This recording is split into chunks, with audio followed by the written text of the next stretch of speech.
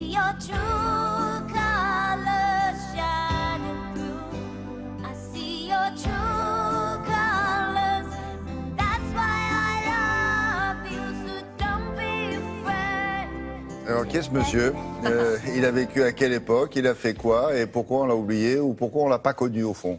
On l'a pas connu, c'est vrai, après sa mort, il est tombé dans l'oubli parce que déjà, ce sont des œuvres qui ne sont pas sur le marché de l'art, les œuvres de Georges Desvallières. Donc vous savez, parfois c'est le marché de l'art, on vend, on achète, qui fait la cote d'un artiste. Ouais. Et pourtant, il est dans les plus grands musées français. Musée d'Orsay, Petit Palais, dans beaucoup de musées des Beaux-Arts en province. Donc il a compté en son temps.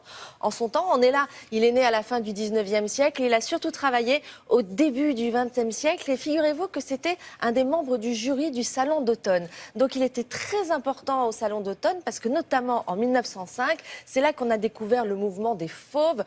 C'est lui qui... voilà, là c'était... Il est où là?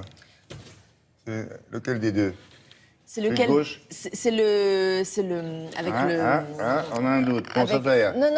Avec le képi. Avec le képi. D'accord, avec le képi. Avec Parce le qu'à képi. droite, képi, à gauche, béret. À Doge Béret. C'est un chasseur alpin d'ailleurs. Oui. Et oui, donc au Salon d'automne en 1905, il y a eu les fauves. À cette époque-là, ils s'appelaient pas les fauves. Et Georges Desvallières les a vraiment défendus. Il y avait Derain, Vlaminck, Matisse, des gens comme ça. Et il les a regroupés. C'était une peinture nouvelle. Et il les a regroupés ensemble pour que ça fasse sensation. Et ça fait sensation à tel point qu'on a déjà trouvé ça horrible. Et on a dit, ça y est, ils ont ouvert la cage aux fauves. Les fauves sont lâchés. Et Georges Desvallières a vraiment compté pour soutenir le mouvement d'artistes. Il a fait pareil aussi avec le cubisme. Et lui est un peintre dans la mouvance de Gustave Moreau, qui était son maître, et qui est vrai, et qui petit à petit est tombé dans l'oubli. Donc, dans son cycle d'exposition, le Petit Palais, justement, remet à l'honneur, comme ça, des peintres de la fin du 19e et du début du 20e. Donc, c'est sa première rétrospective. Lui, c'est un facture très classique, à lui. Paris. Hein? Ben, disons que c'est un peintre, au moment justement où il y a l'avant-garde, au moment où il y a toute cette modernité, et lui, c'est un peintre comme Georges Rouault, qu'on appelle un peintre symboliste, donc peut-être qu'il y a moins cette modernité, effectivement, que les autres clair. à l'époque. Bon, Voilà. allez, on y va. Allez, direction le Petit Palais à Paris.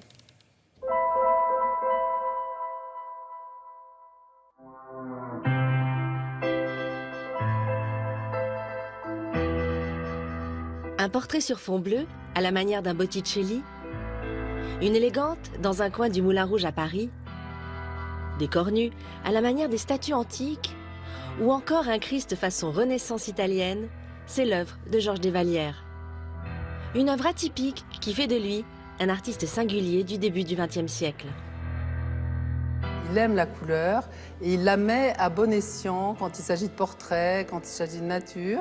Et par contre, quand il s'agit peut-être de corps modelés, il est plus sobre.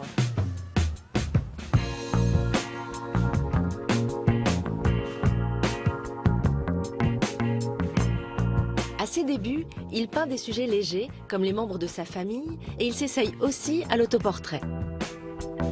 Mais à l'époque, les impressionnistes sont déjà très loin.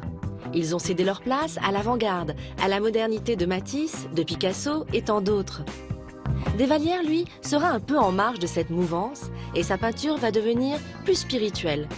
Un peu à l'image de Gustave Moreau, une des figures majeures de l'art français. Par moments, on pourrait même les confondre.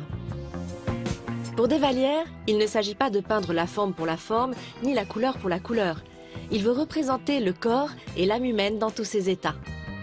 Pour lui, le corps et l'âme, c'est la vie.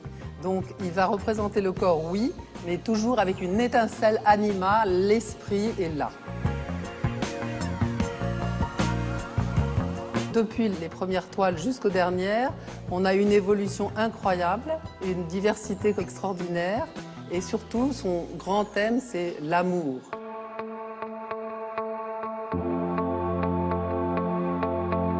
Pendant la guerre de 14, il part au combat. À son retour du front, il n'est plus vraiment le même.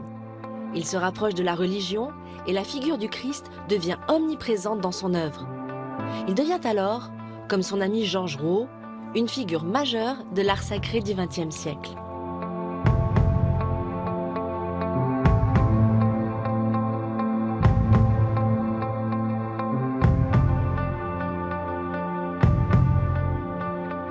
Il y a un Sacré-Cœur de 1905 où le Christ ouvre son cœur.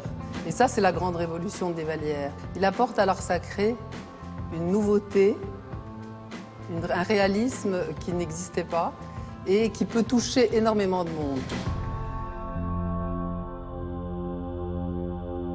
C'est curieux, en vieillissant, il devient presque moderne, non? Exactement. Bah, Puis et avec des ce qui est sujets incroyable, qui sont c'est que tragiques. Georges Desvallières, c'est finalement plein de styles différents. Ouais. C'est incroyable. Il a une longue carrière, c'est plein de styles différents. Et c'est vrai qu'après la guerre, pendant la guerre, il est tellement marqué, il est tellement choqué, il a tellement lui-même frôlé la mort de près, qu'il s'est un petit peu tourné vers la religion, représentant le Christ partageant les souffrances de l'humanité. Et avec Georges Rouault, son ami, qui était aussi membre du jury de ce fameux Salon d'automne, qui est plus connu que lui à l'heure actuelle, bah, c'est finalement sont les deux peintres de cette époque-là, religieux. Il n'y en a pas beaucoup d'autres. Gustave Moreau aussi, leur maître.